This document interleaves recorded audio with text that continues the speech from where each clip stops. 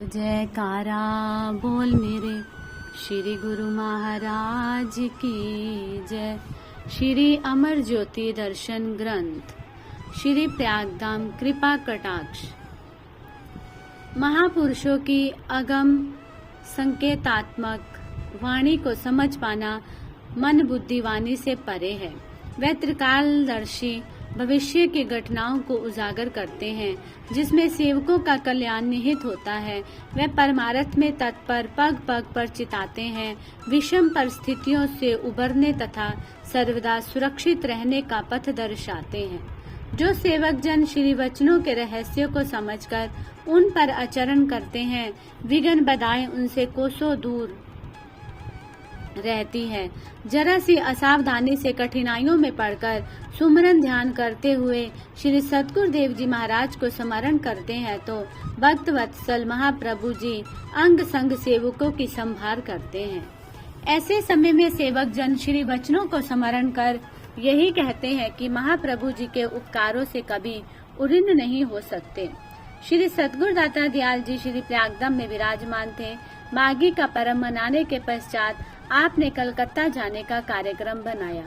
श्री प्रयागधाम से कुछ एक महात्मा भक्तों को वहां जाने की श्री आज्ञा प्रदान करते हुए सफर में बरतने वाली सावधानियां, जो कि एक चार्ट पर लिखी हुई थी, उन्हें 3-4 बार ध्यान पूर्वक पढ़ने को कहा। पुनः स्वयं भी श्री वचन फरमाए, सफर सतर्कता और सावधानी से करें। सफर के सभी नियमों की पालना अवश्य करें। रात्रि समय खौफ खतरे वाले मार्ग पर सफर ना करें।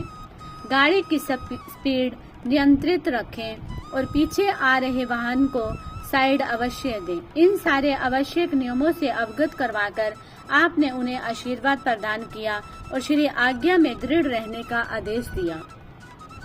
अगले दिन प्रातः श्री प्रयागधाम से 14 महात्मा भगत एवं एक पिकअप में कलकत्ता के लिए रवाना हुए।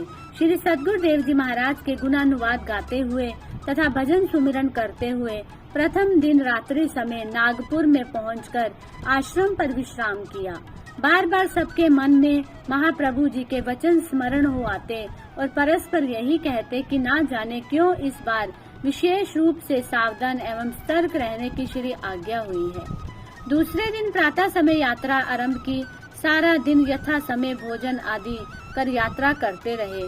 सायं समय उड़ीसा में पहुंचे। यहाँ पर इन्होंने यही सोचा कि यदि रात भर यहाँ यात्रा करते रहेंगे तो अपने गंतव्य स्थान पर जल्दी पहुंचकर आगे की तैयारियां उचित ढंग से कर सकेंगे। ख्यालों में मनमति का प्रवेश होना था कि श्री आज्ञा विस्मृत हो गई। आगा पीछा कुछ न सोचा और रात्रि हो जाने पर भी यात्रा जारी रखी। रात्रि के 10-11 बजे इन्हें एहसास हुआ कि इस सड़क पर तो कोई गाड़ी आ रही है और ना कोई गाड़ी जा रही है। एकाएक उन्हें ख्याल आया कि वह खतरनाक स्थान पर आ पहुंचे हैं। रात्रि के समय इस राष्ट्रीय मार्ग पर अकेले वाहन का जाना सुरक्षित नहीं। सुरक्षा की दृष्टि से 20-25 वाहन इकट्ठे ही इस मार्ग से गुजरते हैं। यहाँ कुछ क्षेत्र में नक्सलवादी अपने जाल में फंसाकर यात्री वाहनों को लूटते हैं। इस हेतु वे सड़क पर यहाँ से वाहन गुजरना होता, वहाँ पर नीचे नुकीली कीलें बिछाकर उन्हें पत्तों से ढक देते, जिससे वहाँ से निकलते हुए वाहनों के टायरों में कीले धंसने से वे पंक्चर होकर आगे ना बढ़ सके। ऐसे सुनसान क्षेत्र में रात्रि के समय आसपास से कोई सहायता भी नहीं मिल सकती थी। पिकअप जो इस स्थान पर पहुंच गई, उसके लिए यहाँ से आगे जाने के अतिरिक्त अन्य कोई विकल्प ना था। प्रभु नाम का सुमिरन करते हुए महात्मा जी ड्राइवर हाईवे के एक ओर बनी कच्ची सड़क, जिसमें स्थान स्थान पर ऊंचे नीचे खड्डे थे, वहां पर गाड़ी चलाने लगे। लुटेरों ने ये भांप लिया कि ये वाहन इस कूटनीति को समझकर दूसरे मार्ग से सुरक्षित पहुंचने का प्रयास कर रहा है। उन्होंने अपना दूसरा वार ड्राइवर पर निशाना साधते हुए गुलेल से पत्थर मारा ताकि उसे चोट लगने पर गाड़ी वहीं रुक जाए, लेकिन निशाना चूक जाने से पत्थर पीछे शीशे को जा लगा और शीशा टूटकर चकनाचूर हो गया। पीछे बैठे 1-2 भक्तों का मामूली सी चोट आई, परंतु ड्राइवर को कोई आंच नहीं आई और गाड़ी पूर्ववत तेज रफ्तार से आगे बढ़ती रही और आगे जाकर पेट्रोल पंप पर रुक गई। ये स्थान भी खतरे से खाली नहीं था, क्योंकि पेट्रोल पंप के मालिक ने स्पष्ट कह दिया कि यहाँ ठहरने की कोई व्यवस्था नहीं है, यहाँ पर रुकना सुरक्षित नहीं। सभी मन ही मन सुमिरन करने लगे, अपने श्री प्रभु जी के श्री चरणों से सुरती जोड़कर उनसे सहायता पाने के लिए विनय करने लगे। अचानक क्या देखा कि उसी सड़क पर 20-25 ट्रक इकट्ठे आ गए। उन्होंने शीघ्र ही पिकअप को उन ट्रकों के बीच में लगा लिया और आगे बढ़ने लगे। लगभग 50 किलोमीटर की दूरी पर एक ढाबा आया। यहाँ पर आकर लुटेरों की सीमा भी समाप्त हो गई। ट्रक तो एक एक करके आगे निकलते गए, परंतु इन्होंने पिकअप उसी ढाबे पर रोक दी। सबने चैन की सांस ली। जब ये सब नीचे उतरे, वहाँ का मालिक आश्चर्यचकित हो कहने लगा कि आप सब यहाँ पर सुरक्षित कैसे पहुँच गए हैं? ये किसी चमत्कार से कम नहीं है। आप पूर्ण महापुरुषों के सेवक हैं। ये उन्हीं की ही आप पर कोई विशेष कृपा हुई है जो आप सब सुरक्षित हैं। वरन आज तक इस मार्ग से कोई भी रात्रि में यात्रा करते हुए जीवित नहीं पहुंचा। सबने यहाँ पर हाथ मुंह धोकर चाय पी। महाप्रभु जी की असीम कृपा का गुणगान करते हुए प्रातः समय पुनः यात्रा आरंभ की। कलकत्ता की सीमा पर पहुँचते ही विदित हुआ कि यहाँ के कई क्षेत्र में कर्फ्यू लगा हुआ है।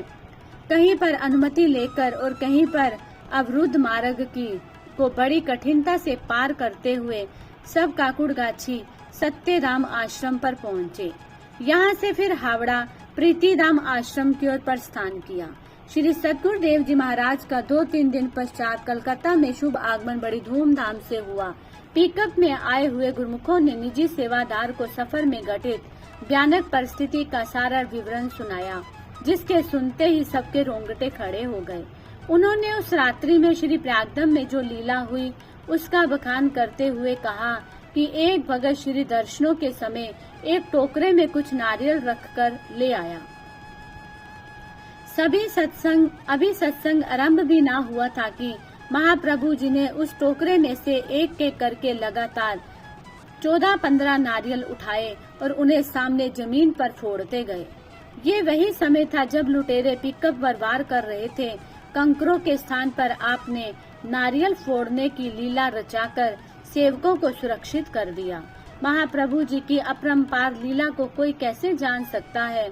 इधर सभी सेवकों ने अपनी भूल चूक के लिए श्री चरणों में जाकर दंडवत प्रणाम करते हुए क्षमा मांगी। श्री सद्गुरुदेव जी महाराज की अनंत एवं असीमित कृपा ही हर पल सेवकों का संरक्षण करती है। दयालधाम श्री 108 श्री परमहंस अवतार श्री तृतीय पातशाही जी महाराज संतों के सिरमौर संस्कारी जीवों को देने के लिए ठोर परमार्थ की अनंत यात्रा की ओर पग बढ़ाने में संलग्न थे। मध्य प्रदेश से निष्काम सेवा एवं गुरु भक्ति का जन जन तक संदेश पहुंचाने, गट गट में आत्म ज्योति जगाने के लिए महाराष्ट्र की भूमि का चयन किया। क्योंकि उस समय आवागमन के साधन सरल नहीं थे, आप सर्वप्रथम उर्ली कंचन दयालधाम के स्थान पर कुछ महात्मा व भगत जनों के साथ ही स्थान पर पहुंचे। आसपास आबादी के चिन्ह ना थे और ना ही कोई बड़ा आश्रम बनाने वाली योग्य जमीन थी। इसी एक स्थान पर भूल भुलैया नीचे ऊपर 5-6 कमरे बने हुए थे और साथ में कुछ खाली जमीन थी। कुछ समय के लिए इस स्थान को खरीद लिया। महाराष्ट्र में सत्संग का प्रथम स्थान यही बना। यहाँ पर पूना, बम्बई, कोल्हापुर, शोलापुर आदि स्थानों से जिज्ञासु गुरुमुख सत्संग का लाभ उठाने लगे। इसके पश्चात कोरेगांव पूरनधाम की जमीन लेकर नया गांव श्री प्रयागदम में पदार्पण किया। यहाँ पर विशाल आश्रम बनाने के लिए उपयुक्त स्थान को देखकर इसे खरीदने का आदेश दिया और यहाँ पधार कर इसका निर्माण कार्य आरंभ किया। यही महाराष्ट्र का प्रमुख सत्संग आश्रम श्री प्रयागदम बन गया। श्री सद्गुरुदेव जी महाराज श्री चतुर्थ पातशाही जी ने उर्ली कंचन, कोरेगांव और नया गांव का नाम निज मुख से क्रमशः दयालधाम, पूरनधाम और श्री प्रयागदम रखा। श्री 108 श्री परमहंस दाता दयाल जी श्री पंचम पातशाही जी महाराज ने दयालधाम में दयालुता बरसाई। संगते, पूना अथवा दोंड स्टेशन से उतरकर दयालधाम में पहुंचती। यहाँ से श्री प्रयागधाम के लिए अपनी बसों का ही प्रबंध था। किसी अन्य सवारी द्वारा कोई वहाँ नहीं पहुँच सकता था। अतः प्रथम कार्य वहाँ पर संगतों के लिए सुव्यवस्था करवाई। यहाँ पर पहुँचते ही जलपान ग्रहण कर यात्रा की थकान काफुर हो जाती। ऐसा लगता जैसे अपने घर में ही विश्राम कर रहे हैं। बसों का हॉर्न सुनते ही संगतों में आह्लाद भर जाता। वे प्रभु महिमा एवं प्रभु मिलन के भजन गाते हुए, जयकारे बुलाते हुए श्री प्रयागधाम पहुँचते। पर्वों के दिनों में आप श्री कार में विराजमान होकर कभी कभी दयालधाम पहुँचते। सहदयता एवं आत्मीयता का भाव अर्थात दर्शनार्थी गुरुमुखों को किसी सुख का अभाव तो नहीं, यह निरीक्षण करने जाते। अचानक मधुर सुरीले श्री कार के हॉर्न की आवाज को सुनकर संगतों के हृदय गदगद हो जाते। वे जयकारे बुलाते हुए यही सुनाते कि सचमुच ही दयालधाम में दयालु भगवान ने दया बरसा दी है। स्वयं भगवान भक्तों से मिलने के लिए बेचैन रहते हैं। आप पर्व से पहले यहाँ पधारते तो श्री प्रयागधाम, दयालधाम, पूरनधाम आदि स्थानों में निर्माण कार्य करवाते। हर स्थान को उपयुक्त समय देकर उनकी सुचारू व्यवस्था की ओर ध्यान देते। दयालधाम में टीनों की छत से बने कमरे इस प्रकार बने हुए थे कि सीढ़ी से चलते हुए चक्करधार घुमाव में पता ही नहीं चलता कि किस स्थान पर पहुंच गए हैं। कभी तो नीचे जाने की अपेक्षा ऊपर की ओर चले जाते और कभी ऊपर जाना होता तो स्वयं को नीचे खड़ा पाते।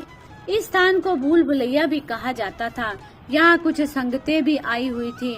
आपने ऊपर के कमरे में श्री दर्शन एवं सत्संग का स्थान बनवाया हुआ था। अब जब सबको ऊपर जाना था तो कुछ गुरुमुख उस चक्करदार व्यूह में ऊपर न जा पाए तथा कुछ प्रेमियों को रास्ता मिल गया। आपने यहाँ सेवा के लिए नियुक्त 2 भक्तों को भेजकर सही मार्गदर्शन कराते हुए ऊपर बुलवा लिया। उन्होंने विनय की, महाराज इस स्थान पर आपने ये कैसी रचना रचा रखी है। आपने मुस्कुराते हुए फरमाया, इस भवन को भूल भुलैया कहा जाता है। यही संसार का वास्तविक चित्र है। संसार में आकर माया की भूल भुलैया में मनुष्य भटक जाता है। उसकी अंतर आत्मा की चाहना तो परमात्मा से एकाकार होने की होती है। वह प्रभु दर्शन पाने की इच्छुक होती है, परंतु लक्ष्य पर नहीं पहुंच पाती। सत्पुरुषों की सुसंगति में इसे सही दिशा मिल जाती है और वह माया की भटकन से निकालकर मंजिल पर पहुंच जाता है। कहा भी है, माया बुलावे सब जग भुलिया, विसरिया कर तारा, माया तज भक्ति चित लावे, विरला गुरमुख प्यारा। माया के बुलावे में आकर सारा संसार अपने लक्ष्य को भूल गया है। चित्त से प्रभु परमात्मा की याद को विस्मृत कर दिया है। इस माया की लुभावनी चकाचौंध से कोई विरला गुरमुख की भक्ति की ओर उन्मुख होता है। आपने इस भूल भुलैया भवन की सीढ़ियों को इस प्रकार से बनवा दिया जिससे कि सरलता से ठिकाने पर पहुंचा जा सके। इन कमरों को पक्का करवाया और नीचे एक हॉल कमरे का निर्माण करवाया। श्री प्रयागधाम से कुछ सेवकों को यहाँ भेज देते और स्वयं प्रातः अथवा साय समय वहाँ पर विराजमान होते और सेवा करवाते। कभी कभी श्री प्रयागधाम के सभी शरणागत निवासियों को इस चक पर बुलाते, स्वयं यहाँ विराजमान होकर सेवा करवाते और भंडारा कर श्री वचनों से सबको सरसाते।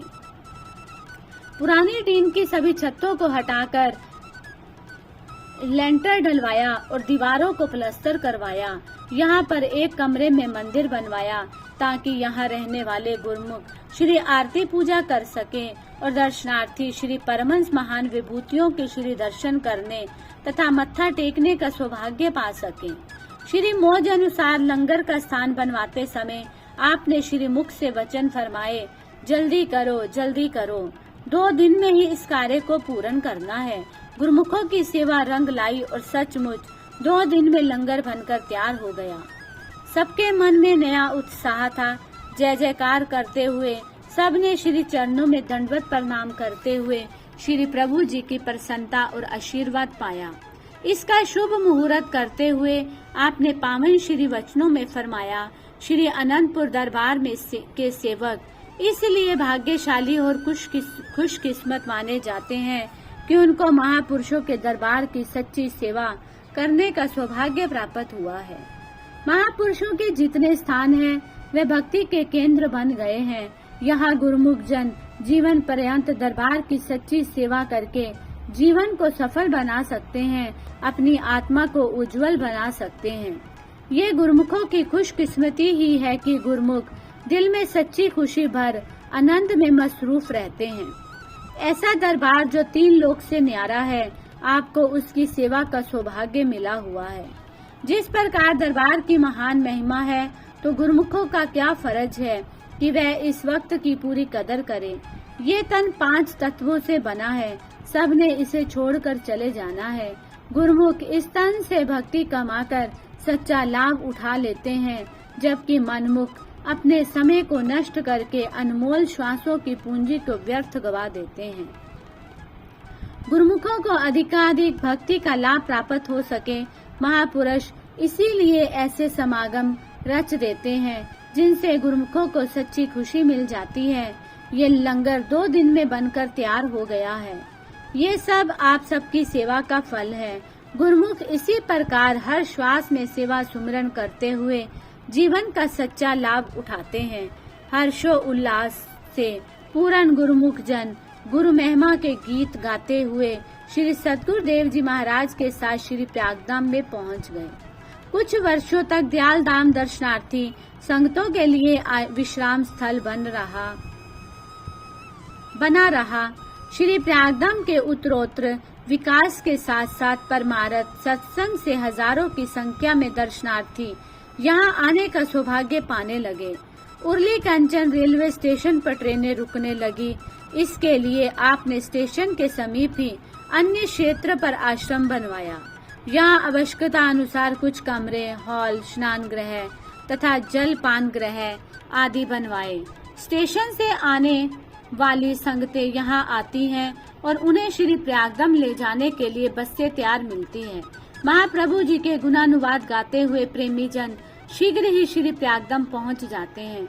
समय की मांग और संगतों की सुख सुविधा के लिए इस स्थान का अभी और विस्तार हो रहा है। बोलो जयकारा बोल मेरे श्री गुरु महाराज की जय।